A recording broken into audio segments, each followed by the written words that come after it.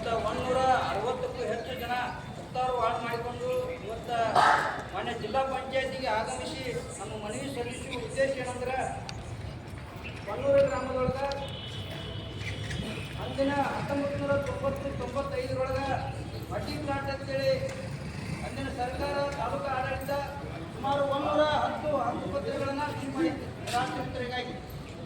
ಆದರೆ ವಿಡಿಯೋ ಅವೆಲ್ಲ ಹಕ್ಕುಪತ್ರಗಳು ಕೆಲವೊಂದು ಒರಿಜಿನಲ್ ಇದಾವೆ, ಕೆಲವೊಂದು ಜೆರಾಕ್ಸ್ ಪ್ರತಿದಾವೆ.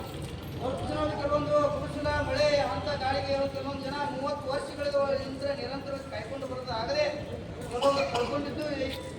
ಇಂಥ ಪರಿಸ್ಥಿತಿ ಒಳಗೆ ತಹಶೀಲ್ದಾರ್ ಸಾಹೇಬರು, ಮಾನ್ಯ MLA ಸಾಹೇಬರು ಹಾಗೂ ಕಾರ್ಯನಿರ್ವಾಹಕ ಅಧಿಕಾರಿಗಳು ಎಲ್ಲರೂ ಒಂದು ಅಧಿಕಾರಿಗಳ ಟೀಮ್ ರೆಡಿ ಮಾಡಿಕೊಂಡು ಒಂದು ಮಟ್ಟಿ ಪ್ಲಾಟ್ನಲ್ಲೇ ಒಂದು ಮೀಟಿಂಗ್ ಮಾಡಿ ಜೆರಾಕ್ಸ್ ಪ್ರತಿ ಸಹ ಒರಿಜಿನಲ್ ಅಂತೇಳಿ ದೃಢೀಕರಣ ಮಾಡಿಕೊಟ್ಟು ಅವನ್ನ ಪರಿಗಣಿಸಿ ಹಕ್ಕುಪತ್ರ ಇಶ್ಯೂ ಮಾಡಿದ್ರು. ಹಕ್ಕುಪತ್ರ ಪ್ರಕಾರ ಫೀಸ್ ಸರ್ ಫೈನಲ್ ಮಾಡಿಕೊಡ್ರಿ ಕೇಳಿದ್ರು. ಅದೇ ಪ್ರಕಾರ ದೃಢೀಕರಣ ಕೊಟ್ಟು ಅವ್ರು KBಗೆ ಮೆಟ್ರಿಕ್ ಕುಣಿಸ್ಕೊಳ್ಳೋಕ್ಕೂ ಅವಕಾಶ ಕೊಡಿ ಅಂತ ಹೇಳ್ಯಾರ.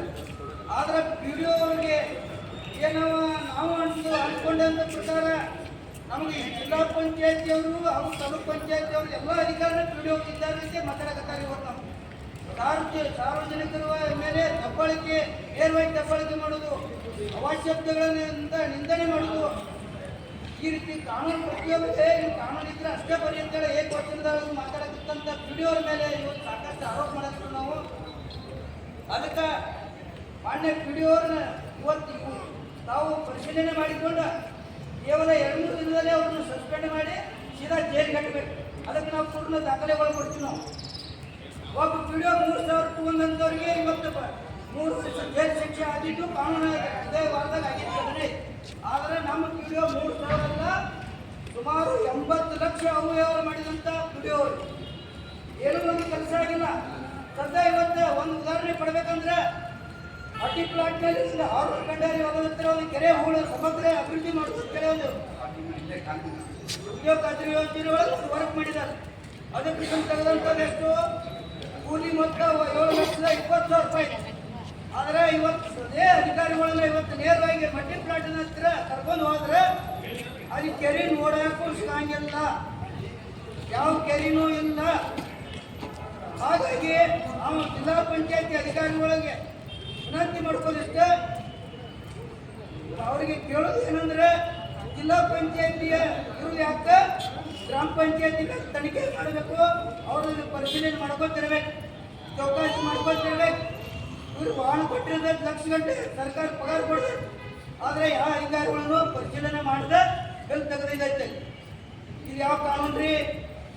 ಕಾನೂನು ಪಾಲನೆ ಮಾಡ್ತಕ್ಕಂಥ PDO ಇವರು ಇದ್ಯಾವ ಕಾನೂನು ಪಾಲನೆ ಮಾಡ್ತಿಲ್ಲ. 1 ರೂಪಾಯಿ ಉದ್ಯೋಗ ಖಾತ್ರಿ ಯೋಜನೆ ಒಳಗೆ ಭ್ರಷ್ಟಾಚಾರ ಆಗಬಾರ್ದು ಅಂತೇಳಿ ಸರ್ಕಾರ ಅನೇಕ ಯೋಜನೆಗಳು ತಂದೈತೆ. ಒಡಗಾಗಿ ತಂದೈತೆ. ಅದು ಕೂಲಿಗೆ ಮತ್ತು ಉದ್ಯೋಗಸ್ಥರಿಗೆ ಉದ್ಯೋಗ ಕೊಡಬೇಕಂತೇಳಿ ತಂದೈತೆ. ಆದ್ರೆ ನಾವು ಹೇಳೋದು ಅವ್ರು ವಾಹನ ಹಚ್ಚಿ ಮಾಡ್ತಾರೆ, ಅಭಿವೃದ್ಧಿ ಮಾಡ್ತಾರಲ್ಲ, ಆ ವಾಹನ ಹಚ್ಚಿ ಮಾಡಕತ್ತಾರೆ. ಅದಕ್ಕೂ ಒಪ್ಪಿಗೆ ಅಂತ ತಪ್ಪಿದೀವಿ ನಾವು. ಆದರೆ ಇವರಿಗೆ ಏನೋ ಕೆಲಸ ಮಾಡಬೇಕು ತೆಗಿತಾರೋ ಇದಕ್ಕೆ ಜಿಲ್ಲಾ ಪಂಚಾಯತ್ ಏನು ಹೇಳ್ತಾರೆ ಅವ್ರ ಮೇಲೆ ಶಿಕ್ಷೆ ಕೊಡಬೇಕಂತ ನಾವು ವಿನಂತಿ ಮಾಡಬೇಕು. ಒಂದು ವೇಳೆ ನೀವು ಕೊಡದೆ ಆಗದೆ ಇದ್ರೆ ನಾವು PDO ಕಟ್ಟಿ ಬಿಡ್ತೀವಿ. ಬೆಳಿಗ್ಗೆ ವಾದ ನೀವು ತನಿಖೆ ಮಾಡಿ ಅವ್ರ ಮೇಲೆ ಕ್ರಮ ಕೈಗೊಳ್ಳದೆ ಇದ್ರೆ ನಮ್ಮ ಮೇಲೆ 8 ಮಂದಿ ಕೇಸ್ ಪತ್ರ ಮಾಡಿ PDO ಪಂಚಾಯತ್ ಬಾಗಿಲಿಗೆ ಕಟ್ತೀವಿ. ನಾವು ಕಟ್ಟಕ್ಕೆ ತಯಾರಾಗೆ ಬಂದೀವಿ ಇಲ್ಲಿ. ಅದಕ್ಕೆ ಈ ಫೈಲ್ ನೋಡಿದ್ರೆ ಅವ್ರ ಮೇಲೆ ಜೈಲಿಗೆ ಹೋಗ್ಬೇಕು, ಹಂಗೆಲ್ಲ ರೆಡಿ ಮಾಡ್ಕೊಂಡು ಬಂದೀವಿ ನಾವು. ಅದಕ್ಕೆ ಮಾನ್ಯ ಅಧಿಕಾರಿಗಳು ಇದರೊಳಗೆ ಯಾವುದೇ ರಾಜಕೀಯ ಒತ್ತಡ ಆಗಲಿ ನಿಷ್ಪಕ್ಷಪಾತವಾಗಿ ತನಿಖೆ ಮಾಡಬೇಕು, PDO ಶಿಕ್ಷೆ ಆಗಬೇಕು. ಒಂದು ವೇಳೆ ಆಗದೇ ಇದ್ರೆ 15ನೇ ತಾರೀಕು PDO ಬಾಗಿಲ ಕಟ್ಟಿ ನಾವು ತೋರಿಸ್ತೀವಿ ಶಕ್ತಿ. ಯಾರು ಹಣ ಅದು ಸರ್ಕಾರದಿಂದ ನಮ್ಮ ಟ್ಯಾಕ್ಸ್ ಕಟ್ಟು ನಮ್ಮ ಹಣನ ದುರುಪಯೋಗ ಮಾಡಿಕೊಂಡು ಆಮೇಲೆ ದಬ್ಬಾಳಿಕೆ ಮಾಡ್ತಾನಂದ್ರೆ ಇವತ್ತು ಒಬ್ಬ PDO ಬನ್ನೂರು ಗ್ರಾಮದಾಗ 3 ವರ್ಷ 6 ತಿಂಗಳದಾಗ ಸುಮಾರು 70 ಲಕ್ಷ ಕೊಟ್ಟು ಮನೆ ಕಟ್ತಾರೆ. ಆಯ್ಕೆ ಕಡೆ ಹೊಲ ತಗೋತಾರೆ. ಎಲ್ಲಿಂದ ಬರ್ತಾ ಆಸ್ತಿ, ಎಲ್ಲಿಂದ ಬರ್ತಿದ್ದ ಹಣ ಅಧಿಕಾರಿಗಳು ತನಿಖೆ ಮಾಡಬೇಕು. ಇಲ್ಲ ನಾವು PDO ಭಾಗದಾಗ ಕಟ್ತೀವಿ, ನಾವು ಯಾರು ನಮ್ಗೆ ಆಕ್ಷನ್ ತಗೋತೀರಿ, ನಾವು ಏನು ಚೇರಿ ಹಾಕ್ತೀರಿ ಆ ಹಾಕ್ರಿ ನಾವು ಯಾರು ಹೆಂಗಿದ್ರು ಪರ್ಟಿಕ್ಯುಲರ್ ಉಪವಾಸ ವನವಾಸ ಇರ್ತೀವೋ ಜೈಲಾಗಾದ್ರೂ ಇರ್ತೀವಿ ಹಾಕ್ಬಿಟ್ರಿ ನಮ್ಮ ಬೇಕಾದ್ರೆ ತನಿಖೆ ಮಾಡಿ ಫೈಲ್ ಪ್ರಕಾರನ ತನಿಖೆ ಮಾಡಿದ್ರೆ ಅವ್ರ ಬಂಡವಾಳ ಪಿಡಿಯೋ ಬಂಡವಾಳ ಅವ್ರ ಬಂಡಾಗಿರಿ ಎಲ್ಲ ಹಂಚಿ ಹಾಕಿ ಅವ್ರ ಬಂಡವಾಳ ಸಿಗ್ತಕ್ಕಿ ಅಂತೇಳಿ ನಾವು ಕೈ ಮುಗಿದು ವಿನಂತಿ ಮಾಡ್ಕೊತೀವಿ ಎಲ್ಲ ಜನರ ಪರವಾಗಿ